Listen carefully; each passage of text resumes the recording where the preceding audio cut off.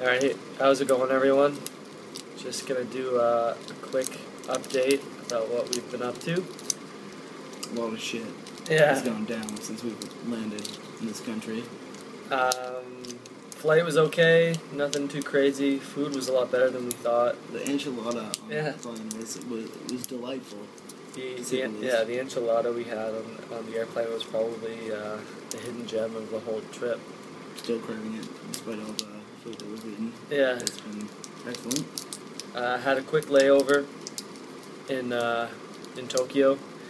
Went to a sushi restaurant right in the airport because you know, just gotta have it and see. We thought authentic sushi. How could we go wrong? Yeah. There was apparently one way that we could go wrong, and that was we went into the restaurant. Didn't have Wi-Fi. Couldn't get onto Wi-Fi because the site that we were looking at, everything was in Japanese. We couldn't figure out how to actually log in.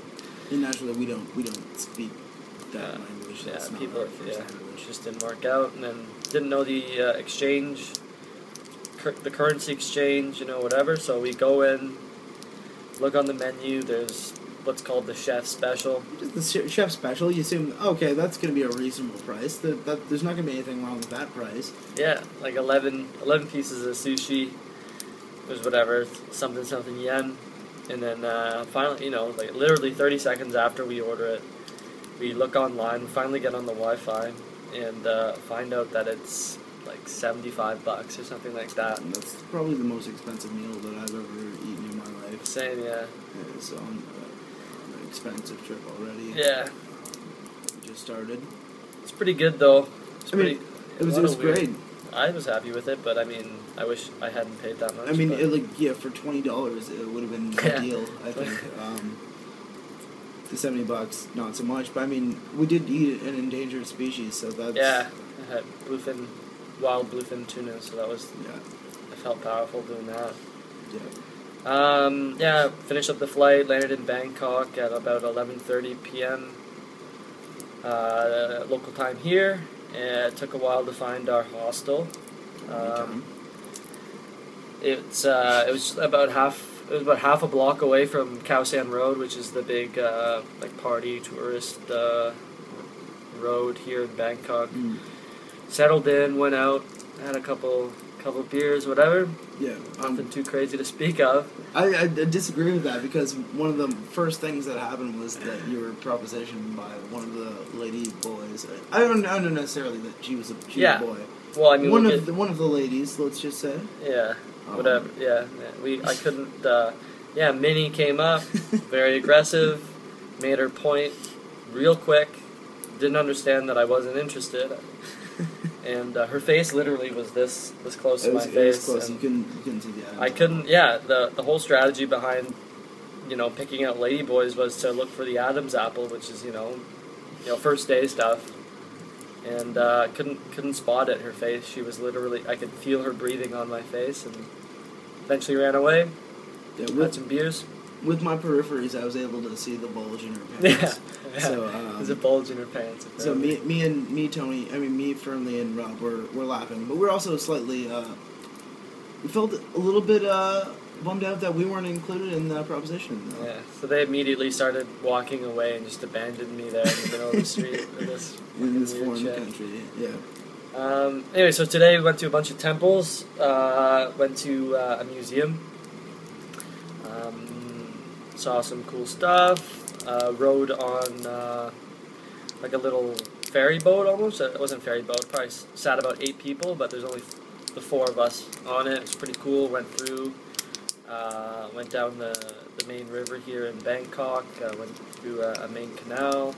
Saw some floating markets, stuff like that. Yeah, I think one of the most interesting parts about that was the houses that were just like fully.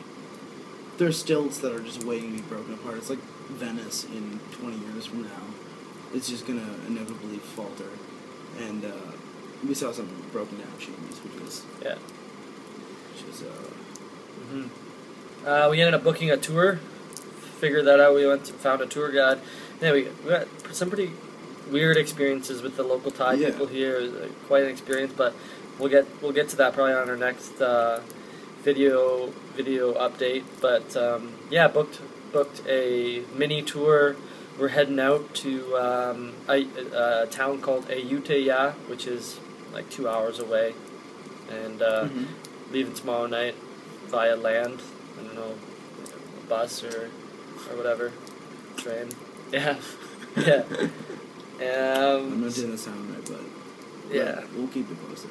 Yeah, we'll keep you guys posted. Probably won't have an update for a few days, but it's pretty late now. We just went swimming. We're actually at this really nice hotel. Like, we didn't book it or anything. Our travel agent booked it for us just as a gift for. Singa hooked us up big time. So anyways, it's a really nice place. Like, the place we stayed in the night before was just a shithole. Yeah. But, like, this is really nice. Like, funniest thing though, like, in every room, I'll show you guys. In every double room, it's just the beds are pushed together, just like, it's weird. Like, Chris and I are just bunking up. Literally, there's not even a gap between these two, like, twin beds. Yeah. Pretty cool, nice place. There's a pool, restaurant. That's pretty much it. Yeah, This is how we live in. This is how we're living. Yeah, man. Across the pond, the other side of the world. Yeah. So this is a bit longer video. We'll keep them shorter next time, but just letting people know that we're okay. It's been hard to try to get Wi-Fi and stuff like that, but yeah, we'll keep you guys up to date, and we have a bunch of other funny stories, but we'll post those later on. Okay.